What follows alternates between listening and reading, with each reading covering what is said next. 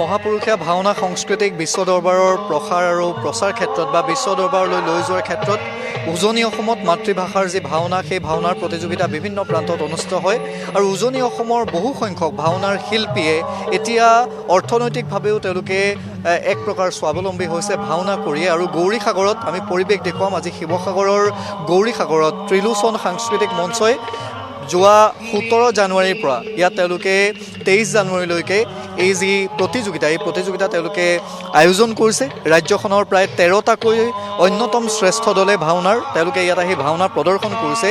তেওঁলোকৰ সৈতে কথা পাতিম, আমি ভাওনাও দেখুৱাম আৰু বিশেষকৈ খুব আটকধুনীয়াকৈ সজাই থোৱা যিটো পৰিৱেশ সেই পৰিৱেশটোত আমি দেখুৱাইছোঁ। ফটো সাংবাদিক সৌৰভমণি কাকতিয়ে দেখুৱাব যে ভগৱানৰ প্ৰতিটো চৰিত্ৰ বা ভাওনাৰ বিভিন্ন চৰিত্ৰ মৎস্যকুৰ্ম নৰসিংহৰ পৰা আৰম্ভ কৰি বৰাহ পৰশুৰামলৈকে বিভিন্ন চৰিত্ৰ তেওঁলোকে ইয়াত উপস্থাপন কৰিছে দৰ্শকক আকৰ্ষণ কৰিবৰ বাবে। আৰু আমি মঞ্চত অকণমান দূৰৰ পৰা আমি দেখুৱাবলৈ চেষ্টা কৰিম ভাওনাৰ এই আজিৰ যিখন নাট সেই নাটত শ্ৰীকৃষ্ণই প্ৰৱেশ কৰিছে সেয়াও আমি দেখুৱাম। কিন্তু যিসকল আয়োজক আছে সেই আয়োজকসকলৰ সৈতে আমি অকণমান কথা পাতিবলৈ চেষ্টা কৰিম। আৰু যথেষ্ট কষ্ট কৰি তেওঁলোকে এইকেইটা দিন তেওঁলোকে দিনে নিশাই ইয়াত লাগি বিশ্ব দৰবাৰলৈ ভাওনাক লৈ যোৱাৰ ক্ষেত্ৰত ভাওনাৰ প্ৰসাৰ আৰু প্ৰচাৰৰ ক্ষেত্ৰত যথেষ্ট আপোনালোকে কাম কৰি আহিছে।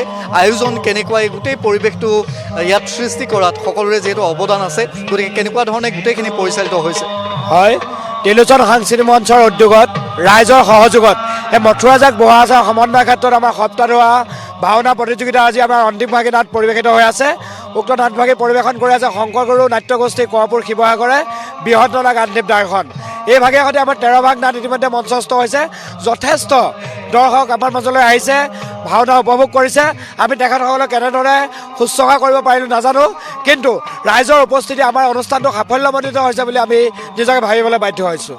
ভাওনাৰ প্ৰচাৰ আৰু প্ৰসাৰৰ ক্ষেত্ৰত বিশেষকৈ উজনি অসমৰ যি মাতৃভাষাৰ ভাওনা সেই মাতৃভাষাৰ ভাওনা কৰি বিভিন্নজনে গায়নেই হওক বা তেওঁলোকে ভাৱৰীয়াৰ চৰিত্ৰ কৰিয়েই হওক এক প্ৰকাৰ অৰ্থনৈতিকভাৱেও তেওঁলোকে বহু ক্ষেত্ৰত স্বাৱলম্বী হৈ থকা দেখিবলৈ পোৱা গৈছে। গতিকে সকলোৰে নিশ্চিতভাৱে দায়িত্ব থাকিব ভাওনাক লৈ যোৱাৰ ক্ষেত্ৰত।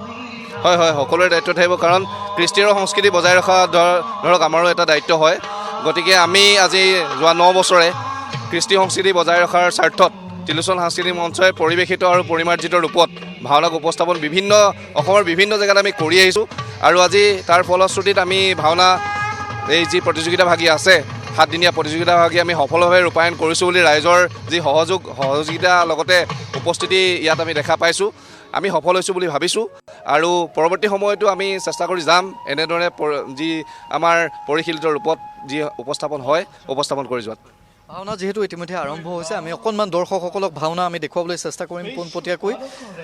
শ্ৰীকৃষ্ণৰ যিহেতু প্ৰৱেশ শেষ হৈছে, যি ভাওনাৰ বচন সেই সংলাপ সেই বচন তেওঁ প্ৰক্ষেপ কৰিছে। আমি পোনে সেই কিছু দৃশ্য আমি দেখুৱাবলৈ চেষ্টা কৰিম দৰ্শকসকলক যে মাতৃভাষাৰ ভাওনানো কি, মাতৃভাষাৰ ভাওনাক লৈ বিশ্ব দৰবাৰলৈ লৈ যোৱাৰ যিটো এই বিনম্ৰ প্ৰয়াস সেই বিনম্ৰ প্ৰয়াসনো কেনেধৰণে হৈছে আমি তাকেই কিছু দেখুৱাবলৈ চেষ্টা কৰিম।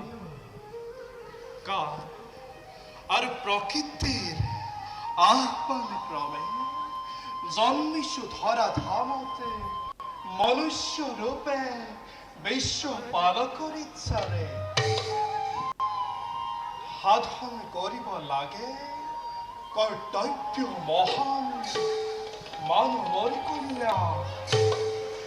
সেই হেতু যদুপতি কৃষ্ণ রূপে আমি বিদ্যমান। শ্রীকৃষ্ণায় বাসুদেবায়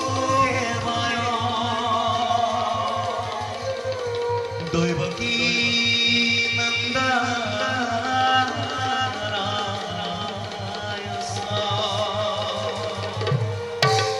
নন্দগোপাল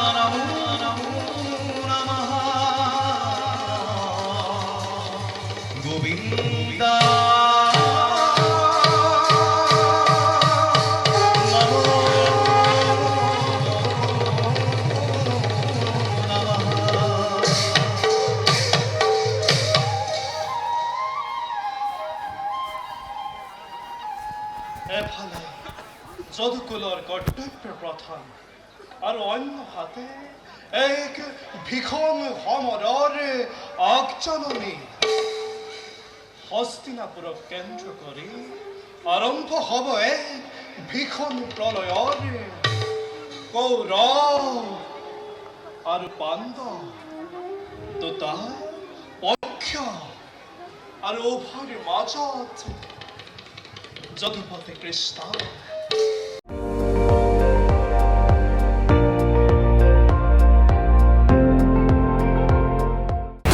আপুনি চাই আছে ND24 সৰ্বশ্ৰেষ্ঠ নহয় সৰ্বোত্তমৰ দৌৰত।